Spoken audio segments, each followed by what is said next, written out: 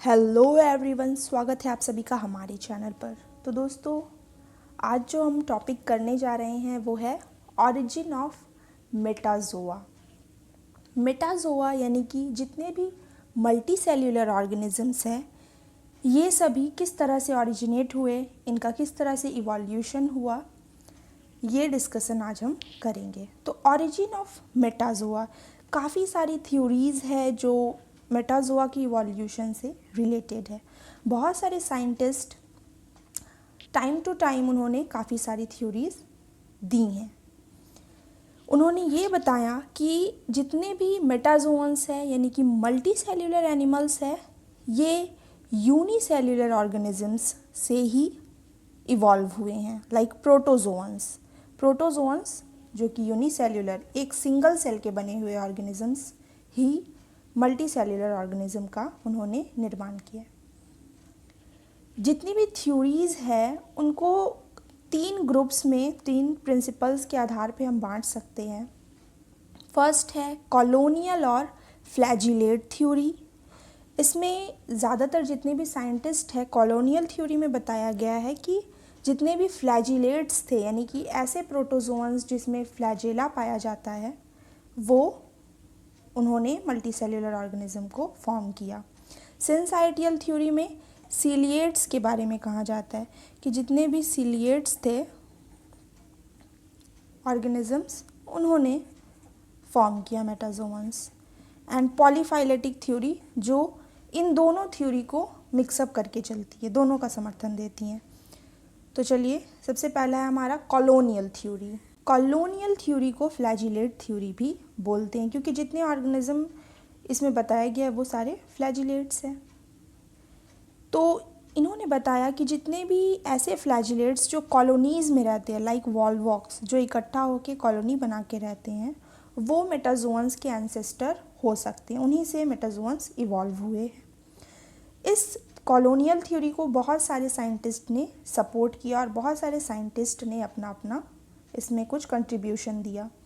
और इन सभी का ये मानना था कि कहीं ना कहीं ये जो फ्लैजिला का स्ट्रक्चर है ये हमें मेटाजोअन्स में देखने को मिलता है। जैसे कि स्पॉन्जेस की जो अंदर की बॉडी होती है उसमें फ्लैजिलेटेड सेल्स होते हैं। इवन हमारे जो स्पर्म सेल्स होता है ह्यूमन बींग्स में, जितने भी मेटाजोअन्स हैं मल्टी सेल्युलर ऑर्गेनिजम्स में, सब में एक टेल होता है, दैट इज़ फ्लैजेला। तो कहीं ना कहीं ये एक लिंकअप है। तो इन सभी चीज़ों को लेकर के इन साइंटिस्ट ने अपना थ्योरीज दिया। तो फर्स्ट वन इज़ बुशली थ्योरीज। इन्होंने बताया कि गोनियम, ये एक तरह का क्या है, फाइटोफ्लैजिलेट्स है।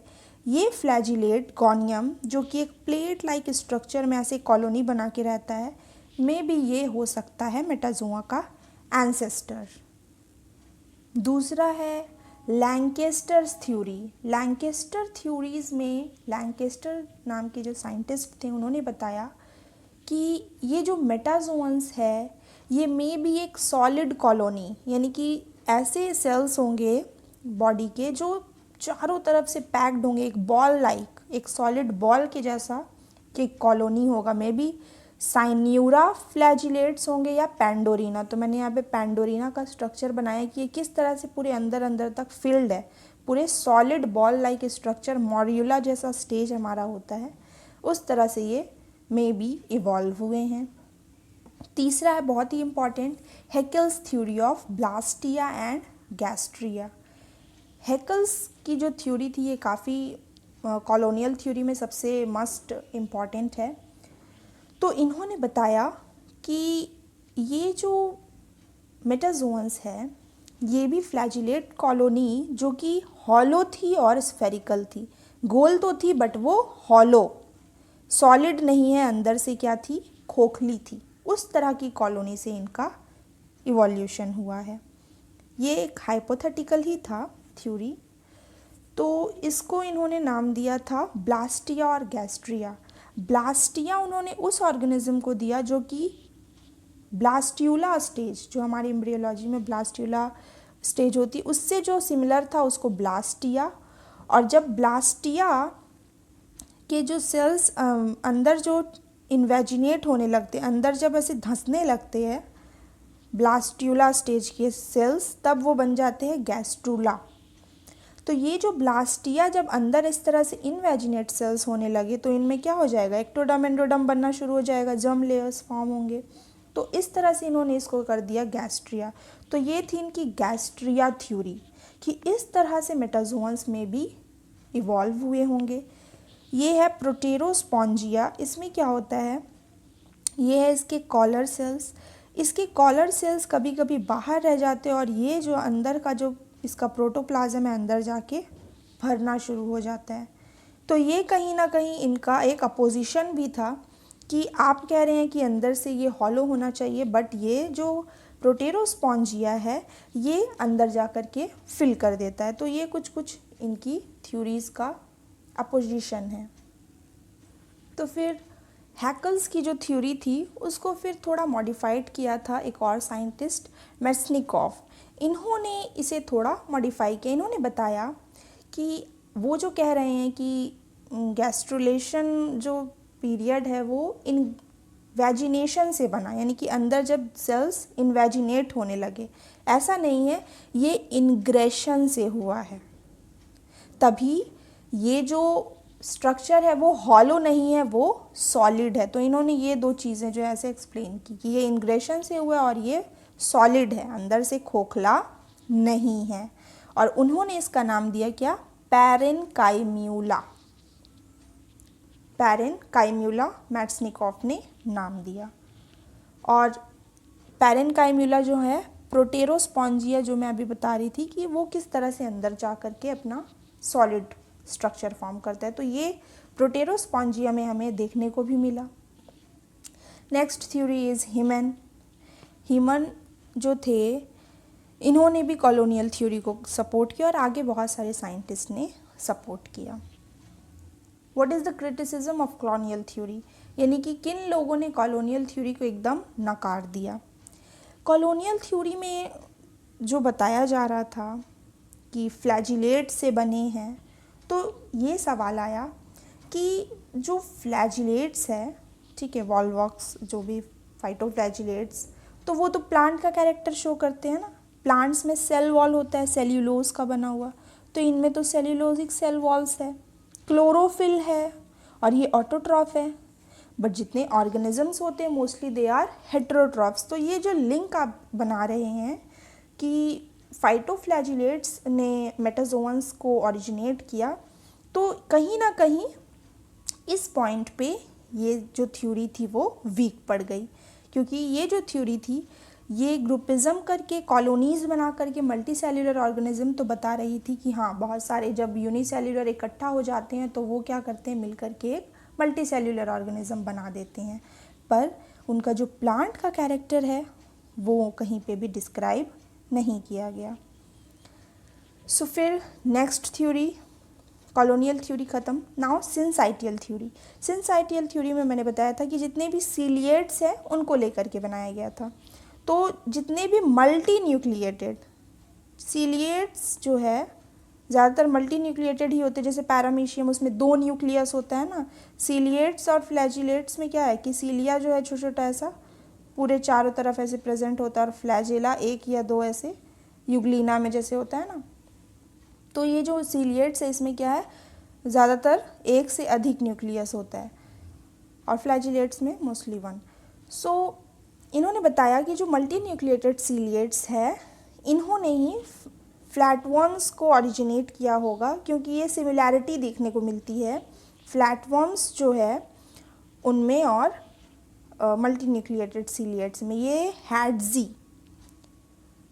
और भी साइंटिस्ट थे बट इम्पॉर्टेंट हैडजी थे जिन्होंने ये सिंसाइटियल थ्योरी को प्रपोज किया था। तो उन्होंने बताया कि मल्टी न्यूक्लिएटेड जो भी सीलिएट्स थे, इसीलिए इसका नाम सिंसाइटियल भी रखा गया मल्टी न्यूक्लिएट होने के कारण। तो ये सारे बाइलैटरली सिमेट्रिकल ऑरिजिन थे और इन्हीं से ही फ्लैटवर्म्स क्या होते हैं, एसिलोमेट होते हैं ना, उनमें बॉडी कैविटी नहीं होती है, तो उनको लगा कि इनका जो स्ट्रक्चर है ये मल्टी न्यूक्लिएटेड सेल्स है इसमें, टर्बेलेरियंस में, फ्लैटवर्म्स में यानी कि। तो ये थी इनकी थ्योरी। इनको भी क्रिटिसाइज़ किया गया कि अभी जो हम स्टडी करते हैं माइक्रोस्कोप्स वगैरह में, तो देखा गया कि उनका जो एपिडर्मिस है, फ्लैटवर्म का जो एपिडर्मिस है वो सेल्यूलर है, सिंसाइटियल नहीं है, यानी कि हर एक न्यूक्लियस एक सेल में ऐसे इन्वेलप है। तो इस तरह का है ऑर्गेनाइजेशन, ना कि आप जैसा कह रहे हैं कि एक ही सेल में बहुत सारे न्यूक्लियस है, ऐसा नहीं है, ठीक है, ये सेल्यूलर है। इवन ये भी कहा गया कि स्पर्म जो है वो फ्लैजेला उसमें रहता है, सीलिया नहीं होता है। तो सीलिएटेड थ्योरी को भी इस तरह से क्रिटिसाइज़ किया गया। इवन जो मल्टी न्यूक्लिएटेड सेल्स है उनमें दो तरह का न्यूक्लियस होता है ना, माइक्रो न्यूक्लियस, मैक्रो न्यूक्लियस। तो मैक्रो न्यूक्लियस तो सीलिएट में होता है, बट जो एसिलोमेट थे, जो फ्लैटवर्म हैं, उनमें तो नहीं है, उनमें तो एक सिंगल न्यूक्लियस है। तो ये कुछ चीज़ें क्रिटिसाइज़ की गई। Third one is polyphyletic theory. अभी सबसे रिसेंटली में ग्रीनबर्ग और प्रेस्टॉन और भी many scientist, but they were important, ठीक है, इन दोनों ने मेटाजोआ थ्योरी में ये लाया कि ये सिंगल एंसेस्टर से नहीं बने हैं, मतलब ना तो फ्लैजिलेट से ही पूरा बना है और ना तो सीलिएट से बना है। इन्होंने ये बोला कि हो सकता है जो स्पॉन्जेस है वो फ्लैजिलेट से उन्होंने डेवलपमेंट लिया हो, स्पॉन्जेस जैसे कि प्रोटेरोस्पॉन्जिया था, फ्लैजिलेट था, और अदर कुछ भी मल्टीसेल्युलर ऑर्गेनिजम्स है तो वो हुए होंगे सीलिएट से, सिंसाइटियल प्रोटोसीलिएट्स थे। तो ये पॉलीफाइलेटिक थ्योरी, यानी कि ये क्या कर रही है, दोनों थ्योरीज को, ठीक है, जितनी भी थ्योरीज है सभी को कुछ ना कुछ हिसाब से समर्थन दे रही है। तो इस तरह से ये है ऑरिजिन ऑफ मेटाजोआ में जितनी भी मेन थ्योरीज हैं वो मैंने यहाँ पे डिस्कस कर दी।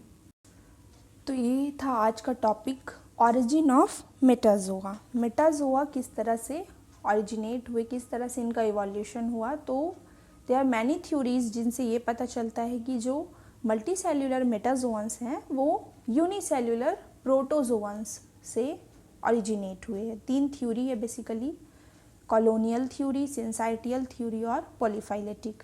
कॉलोनियल थ्योरी फ्लैजिलेटेड थ्योरी भी कहलाती है, क्योंकि ये फ्लैजिलेट्स को लेकर के बताया गया कि फ्लैजिलेट्स ने कॉलोनी का फॉर्मेशन करके किस तरह से इवॉल्व हुए हैं। और सिंसाइटियल में सीलिएटेड, जिनमें सीलिया होता है, और पॉलीफाइलेटिक थ्योरी जो दोनों का समर्थन देती है। तो इस तरह से कॉलोनियल थ्योरी में बहुत सारे साइंटिस्ट थे जिन्होंने अपना व्यूज़ दिया, जिसमें हेकल्स थ्योरी बहुत इंपॉर्टेंट है, जिसने ब्लास्ट्यूला और गैस्ट्रुला को दिखाया गया कि किस तरह से ब्लास्ट्यूला और गैस्ट्रुला स्टेजेस हमें देखने को इनमें मिलता है। उसके बाद और भी थ्योरीज आई, देन कॉलोनियल थ्योरी को क्रिटिसाइज भी किया गया। नेक्स्ट हमारी सिंसाइटियल थ्योरी जो ciliated multi nucleated ciliates, hence it is called syncytial theory, इसे भी क्रिटिसाइज़ किया गया। और फिर एक पॉलीफाइलेटिक थ्योरी है जो कि अभी रिसेंट में आई है। तो यही है हमारा आज का टॉपिक, ऑरिजिन ऑफ मेटाजोआ, किस तरह से मेटाजोआ ओरिजिनेट हुए। अगर आपको ये वीडियो पसंद आया हो तो मेरे वीडियो को लाइक कीजिएगा, चैनल को सब्सक्राइब कीजिएगा, कमेंट्स में ज़रूर बताइएगा, फ्रेंड्स के साथ शेयर कीजिएगा। Thank you so much everyone.